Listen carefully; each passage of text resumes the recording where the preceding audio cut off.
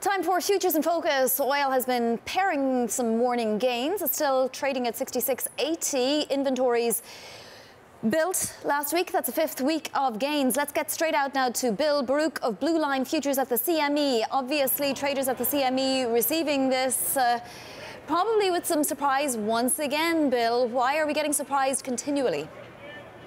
Well, yesterday the API actually showed a build of almost 10 million. This was less, but it definitely was more than what I was looking to see given last week's build in the EIA. Right now, I mean, you're seeing the inventories coming out of this lull season, the hurricane, a lot of reasons you can really put behind the build here. But overall, I do firmly believe crude oil has overshot the downside.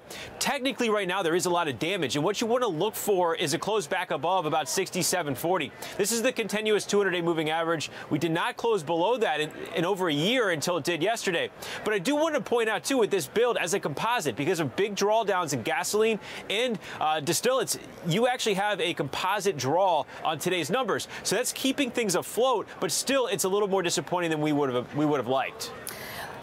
What do you do with the dollar right now, Bill? We've been in a trading range for the DXY, the BBDXY, but is there something that might, push it out of its range?